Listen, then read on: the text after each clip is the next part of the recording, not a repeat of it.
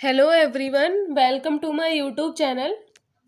आज की वीडियो में हम लोग विदेशी आक्रमणों के बारे में बात करने वाले हैं। भारत पर कौन कौन से ऐसे विदेशी आक्रमण हुए थे उनके बारे में हम आज की वीडियो में पढ़ेंगे। इससे पहले वाले वीडियो में मैंने आप लोगों को मगध साम्राज्य के बारे में बताया था और उसमें मैंने बताया था कि मगध जो साम्राज्य है वो 4 वंशों में विभाजित था। उसमें हमने 3 वंशों के बारे में चर्चा कर ली थी, जिसमें पहला जो वंश था वो हर्यक वंश था और इसमें हमने 3 शासकों के बारे में भी बात की थी जो उसके सबसे शक्तिशाली शासक माने जाते हैं। उनमें सबसे पहले हमने बिंबिसार के बारे में बात की थी जो हर्यक वंश का संस्थापक माना जाता है। उसके बाद फिर हम लोगों ने अजातशत्रु के बारे में बात की थी, फिर हमने उदयन के बारे में बात की थी, उसके बाद फिर हमने शिशुनाग वंश के बारे में बात की थी और इसका संस्थापक शिशुनाग ही था।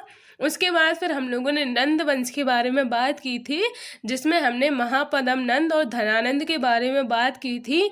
मैंने बताया था कि नंद वंश के बाद फिर मौर्य वंश की शुरुआत होती है। नंद वंश के जो शासक धनानंद थे उन्होंने चाणक्य का अपमान किया था और चाणक्य ने फिर उस अपमान का बदला लेने के लिए चंद्रगुप्त मौर्य को धनानंद को पराजित करने के लिए भेजा था और चंद्रगुप्त ने धनानंद को पराजित करके मौर्य साम्राज्य की स्थापना की थी। तो हमने मौर्य साम्राज्य के बारे में अभी नहीं बताया है। मौर्य साम्राज्य के बारे में मैं आगे की वीडियो में बताऊंगी, क्योंकि जो मौर्य साम्राज्य है वो एक बहुत बड़ा टॉपिक है, तो उसके ऊपर मैं अलग से वीडियो बनाऊंगी। और आज के वीडियो में मैं आपको बताऊंगी कि उस समय जब नंद वंश का जो साम्राज्य था उस समय पर विदेशियों के आक्रमण भी हुए थे धनानंद के समय में ही। तो उन विदेशी आक्रमणों के बारे में आज की वीडियो में मैं बताऊंगी। उससे पहले अगर आप लोग मेरे वीडियो पर नए हैं तो प्लीज़ मेरे चैनल को सब्सक्राइब कीजिए, जिससे कि आपको ऐसी एंशेंट हिस्ट्री, इसके अलावा और भी जो कुछ इम्पोर्टेंट टॉपिक्स में मैं वीडियो बनाती हूँ उनके बारे में आपको जानकारी मिलती रहे। तो चलिए हम आज की वीडियो को शुरू करते हैं। तो सबसे पहले इन आक्रमणों में हम लोग ईरानी आक्रमण के बारे में बात करेंगे जो 516 ईस्वी पूर्व में हुआ था। ईरान के जो शासक थे डारियस, उन्होंने भारत पर आक्रमण किया था, तो हम इसके बारे में चर्चा कर लेते हैं। जैसा कि मैंने बताया था कि मगध साम्राज्य जो है वो उस समय सबसे शक्तिशाली साम्राज्य माना जाता था उन 16 महाजनपदों में से, और उसका जो साम्राज्य है वो उत्तर पूर्व भारत में फैला हुआ था, जबकि उत्तर पश्चिम भारत में मगध के समान कोई भी ऐसा बड़ा साम्राज्य नहीं था। वहाँ पे अनेक छोटी छोटी रियासतें थीं, जैसे कि कंबोज हो गया, गंधार है, इसके अलावा मद्रास। तो ये छोटी छोटी रियासतें जो थीं वो उत्तर पश्चिम भारत में स्थित थीं। वहाँ पर मगध के जैसा कोई विशाल साम्राज्य नहीं था जो उन सब रियासतों को एक साथ संगठित करके एक बड़े साम्राज्य का निर्माण कर सके। इसीलिए जो ईरानी थे उनका आक्रमण करना आसान हुआ यहाँ पे। और इसके अलावा ये जो क्षेत्र था उत्तर पश्चिम भारत का, ये क्षेत्र प्राकृतिक संसाधनों से भी समृद्ध था, इसलिए इसने अपने पड़ोसियों को अपनी ओर आकर्षित किया। इसके अलावा यहाँ पे जो हिंदुकुश दर्रा है वहाँ से इन्हें उत्तर पश्चिम भारत में प्रवेश करने में आसानी हुई। इसके अलावा इसी दर्रे का फ़ायदा उठाकर ईरान के अकीमिनिया के जो शासक हैं डारियस, उन्होंने भारत में प्रवेश किया और फिर हिंदुकुश के दक्षिण में जो कपिसा नामक शहर था या जो कपिसा नामक छोटा सा साम्राज्य था उसको इन्होंने नष्ट कर दिया और उस पर कब्जा कर लिया। उसके बाद फिर ये लोग पंजाब और सिंध के पश्चिम में जो क्षेत्र स्थित था वहाँ पर भी इन्होंने कब्जा कर लिया। तो ये हमने देखा कि किस तरीके से ईरानी शासक डारियस ने भारत पर आक्रमण किया और फिर कब्जा कर लिया। अब हम लोग देख लेते हैं कि ईरान का जो ये आक्रमण हुआ था उसके क्या क्या परिणाम हुए और उसका भारत पे क्या प्रभाव पड़ा। तो ईरान के इस आक्रमण से भारत और ईरान के बीच एक संधि हो गई, जो संधि 200 वर्षों तक चलती रहती है। इससे ईरान और भारत के बीच में व्यापार और वाणिज्य को भी बढ़ावा मिला। सिंधु का जो पश्चिमी भाग था जो पंजाब वो सबसे उपजाऊ और घनी आबादी वाला हिस्सा था। यहाँ से इन लोगों को 360 पैलेट सोने का अनुदान भी मिलता था। और यही अनुदान जो है वो ईरानियों को जो एशियाई प्रांतों से मिलता था, वहाँ उनके जो राजस्व थे 1/3 हिस्सा था। इस अनुदान ये जो अनुदान इनको यहाँ से मिलता था वो ईरान के एशियाई प्रांतों से प्राप्त कुल राजस्व का 1/3 हिस्से के बराबर होता था। इसके अलावा ईरानी जो सेना थी उसमें भी ये लोग भारतीयों को शामिल करने लगे थे। इसके अलावा जो डारियस के जो उत्तराधिकारी थे उन्होंने भी गंधार और उसके आसपास के क्षेत्रों पर शासन किया। और जब ईरानियों का ग्रीक के साथ युद्ध हुआ था तो इसमें भी इन्होंने भारतीय सैनिकों का इस्तेमाल किया। इसके अलावा ईरान के जो राजनीतिक वर्चस्व का जो सबसे बड़ा प्रभाव हमें देखने को मिलता है वह यही है कि इससे खरोष्टी लिपि जो है उसकी शुरुआत भारत में हुई। ये वही खरोष्टी लिपि है जिसका वर्णन हमें अशोक के अभिलेखों में भी मिलता है। मतलब अशोक के अभिलेख भी खरोष्टी लिपि में ही लिखे गए हैं। तो उसकी शुरुआत भी ईरान के इस आक्रमण के बाद से ही मानी जाती है और यही लिपि 3री शताब्दी तक भारत में प्रयोग की जाती रही। इसके अलावा मौर्य जो साम्राज्य है उसकी शैल कला पर भी हमें ईरानियों का प्रभाव देखने को मिलता है। जैसे कि मौर्य साम्राज्य में जो घंटे के आकार वाले गुंबद बनाए जाते थे वो भी हमें ईरानियों की ही देन मानी जाती है। इसके अलावा ईरान के सिक्के भी भारत में प्रचलित होते हुए हमें दिखाई देते हैं। इसके अलावा ईरान का प्रभाव भारतीय भाषा पर भी पड़ा। जैसे कि जो लिपि शब्द है वो ईरानी शब्द दिपि से बना है, जिसमें अशोक के अभिलेखों में भी हमें इसके बारे में वर्णन मिलता है। और ऐसा भी माना जाता है कि जो ईरानी थे उनका आक्रमण ही सिकंदर के आक्रमण के लिए जिम्मेदार माना जाता है। और इनका जो हमने देखा कि मौर्य साम्राज्य पे हमें सर्वाधिक प्रभाव इसीलिए देखने को मिलता है क्योंकि ये जो आक्रमण हुए थे वो नंद वंश में हुए थे।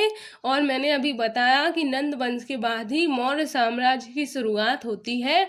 यानी कि इन आक्रमणों के बाद ही नंद वंश धीरे धीरे कमज़ोर होता जा रहा था और उसके बाद फिर मौर्य वंश की शुरुआत होती है। इसीलिए इन आक्रमणों का हमें प्रभाव मौर्य वंश पर भी देखने को मिल जाता है। तो ये हमने ईरान के डारियस जो शासक थे उन्होंने आक्रमण किया था उसके बारे में जाना। अब हम लोग दूसरे जो आक्रमण है वो सिकंदर के आक्रमण के बारे में चर्चा कर लेते हैं। सिकंदर जो है वो मैसिडोनिया का शासक था और सिकंदर को ही नेपोलियन भी कहा जाता है। हम लोगों ने इतिहास में बहुत ही नेपोलियन के बारे में चर्चा सुनी होगी। वर्ल्ड जब हिस्ट्री आप पढ़ेंगे उसमें भी हमें नेपोलियन के बारे में बहुत कुछ जानने को मिलता है। नेपोलियन जो यूरोप का सबसे शक्तिशाली शासक माना जाता है, इसने यूरोप के अधिकांश देशों पर अपना कब्जा कर लिया था और ये जहाँ भी जाता था वहाँ अपना कब्जा कर लेता था और वहाँ फिर शासन करने लगता था। हर जगह इसकी जीत ही होती थी। तो हम देख लेते हैं कि उस समय 4वीं शताब्दी में यूरोप में 2 प्रमुख शक्तियां थीं। एक तो ईरानी थे और दूसरे थे यूनानी। इन दोनों में अपनी अपनी शक्ति को लेके मतलब अपनी अपनी सर्वोच्चता को साबित करने के लिए आपस में युद्ध होते रहते थे। और इसी युद्ध में जो यूनानी थे उन्होंने सिकंदर के नेतृत्व में यानी नेपोलियन के नेतृत्व में ईरानी साम्राज्य को नष्ट कर दिया। इसके बाद सिकंदर ने भारत की जो सभ्यता तथा समृद्धि है उसके बारे में भी बहुत सी कहानियां सुन रखी थी। जैसे कि जो हेरोडोट्स हैं जिन्हें इतिहास का पिता भी कहा जाता है, उन्होंने और उनके अलावा यूनान के जो अन्य लेखक हैं उन्होंने भारत की भव्यता का बहुत ही चित्रण किया है। इसके अलावा जो सिकंदर है वो भौगोलिक ज्ञान और प्राकृतिक इतिहास को जानने में भी रुचि रखता था। उसने सुना था कि भारत के पूर्वी किनारे पर कैस्पियन सागर स्थित था। कैस्पियन सागर आप सोच सकते हैं कि कहाँ पे है, तो आप सोचिए कि जो कैस्पियन सागर है वहाँ तक हमारा जो भारत है उसका विस्तार वहाँ तक था। मतलब पाकिस्तान, अफगानिस्तान, ईरान, ये सब जो क्षेत्र हैं वहाँ तक हमारा भारत जो है उस समय फैला हुआ था। तो जो सिकंदर है वो कैस्पियन सागर को पार करना चाहता था, इसलिए भी उसने भारत पर आक्रमण किया। इसके अलावा एक और क्या कारण था कि उत्तर पश्चिम जो भारत है वो कई छोटे छोटे राज्यों में बटा हुआ था, जैसा कि मैंने अभी भी बताया। इसलिए सिकंदर का इन राज्यों पर कब्जा करना आसान हो गया। इसके अलावा उसे जब सिकंदर जो है उसे भारत के सिंध तक पहुंचने में 5 महीने लग गए। मतलब ये सारे तो रीजन थे, वो भारत पे क्यों आक्रमण करना चाहता था, क्योंकि वो भारत के प्रति बहुत आकर्षित था। इसके अलावा जो ईरानी जो थे वो भी भारत पर शासन करते थे, तो जब सिकंदर ने ईरानियों को हरा दिया तो वो इसीलिए भी भारत पर आक्रमण करता है। इसके अलावा वो कैस्पियन सागर जो है उसे भी पार करना चाहता था, इसलिए भी उसने भारत पर आक्रमण किया। अब उसने अपने आक्रमण की शुरुआत सबसे पहले कैसे की कि वो वहाँ से जब सिंध तक पहुँचा तो उसे 5 महीने लग गए थे। और जब वो सिंध में पहुँचा तो सिंध में जो तक्षशिला है वहाँ पे जो तक्षशिला के राजा अम्भी जो है वो उसे मिले और उनके साथ युद्ध हुआ सिकंदर का, और वो पराजित हो गए। उसके बाद उन्होंने सिकंदर को अपना राज्य सौंप दिया। जैसा कि मैंने बताया कि सिकंदर इतना शक्तिशाली था कि वो कहीं भी जाता था हर किसी को वो पराजित कर देता था और अपना शासन करता जाता था। इसके बाद हम देख लेते हैं कि ये है जो महान सिकंदर, द ग्रेट नेपोलियन। इसके बारे में आप लोगों ने बहुत सुना भी होगा, बहुत सी कहानियाँ वगैरह में भी सिकंदर या फिर नेपोलियन के बारे में बहुत बताया जाता है। तो यही है वो सिकंदर। अब हम आगे बढ़ते हैं। जो अभी मैंने बताया कि वो सिंध तक पहुंच गया था और वहाँ पे उसने अपने जो अम्भी जो राजा थे उनको पराजित करके वहाँ अपना राज्य स्थापित कर लिया था। उसके बाद फिर वो झेलम पर नदी है वहाँ तक पहुँचता है। वहाँ उसका सामना पोरस जो राजा है वहाँ के उनसे होता है, और पोरस भी उनसे वीरता के साथ युद्ध करता है, लेकिन सिकंदर उन्हें भी हरा देता है। लेकिन सिकंदर उनकी जो वीरता या फिर बहादुरी से बहुत प्रभावित होता है, इसलिए वो उनके राज्य पर कब्जा नहीं करता है बल्कि उन्हें अपना सहयोगी बना लेता है। उसके बाद फिर वो ब्यास नदी पर पहुंचता है और वहाँ पहुँच के वो आगे और भी उत्तर की तरफ जाना चाहता था, लेकिन जो उसके सैनिक हैं वो बहुत ही तब तक थक चुके थे। इसके अलावा उत्तर भारत की फिर गर्म जलवायु भी जो थी उससे भी वो उसका सामना नहीं कर पा रहा था, और उसके सैनिक बीमार भी हो गए थे और बहुत ही ज़्यादा थक गए थे, इसलिए उन्होंने आगे जाने से इनकार कर दिया। सिकंदर ने उन्हें बहुत समझाया लेकिन वो लोग आगे जाने के लिए मना करते रहे। इसलिए हम देख सकते हैं कि जो राजा कभी अपने दुश्मनों से नहीं हारा, वो जहाँ भी जाता था वहाँ विजयी होता था, हमेशा उसकी जीत होती थी। वो अपने लोगों को ही नहीं समझा पाया और अपने लोगों के हाथों ही वो हार गया, और फिर वहीं वो थार जो रेगिस्तान है या फिर रेगिस्तान में ही वहीं वो उसकी मृत्यु हो गई, और वहीं उसके जो सैनिक थे वो भी मर गए। और वो आगे तो जाना चाहता था लेकिन अपने लोगों के हाथों ही मारा गया, यानी कि वहीं फिर वो आगे नहीं जा पाया, हार गया, और उसका पूर्वी जो साम्राज्य उस पर शासन करने का सपना अधूरा ही रह गया। वो इतने बड़े क्षेत्र पर कब्जा कर चुका था, अपना शासन जमा चुका था, यूरोप से लेके पूरे उत्तर भारत तक आ गया था, लेकिन वो आगे वहाँ से नहीं जा पाया और उसका पूरे पूर्वी साम्राज्य पर शासन करने का सपना अधूरा ही रह गया। तो ये हमने आज सिकंदर के बारे में जाना, और हम देख लेते हैं ये है कैस्पियन सागर। तो यहाँ तक आप देख सकते हैं कि पूरा यहाँ तक ईरान, ये जो तुर्कमेनिस्तान, अफ़गानिस्तान, उज्बेकिस्तान, ये पूरा जो एरिया है ये यहाँ तक का एरिया भारत के अंदर ही आता था। तो आप देख सकते हैं कि पहले यहाँ तक जो है हमारा भारत फैला हुआ था, और अब तो विभाजन के बाद अब तो बहुत छोटा रह गया है, वरना पहले इतना विशाल भारत का साम्राज्य था।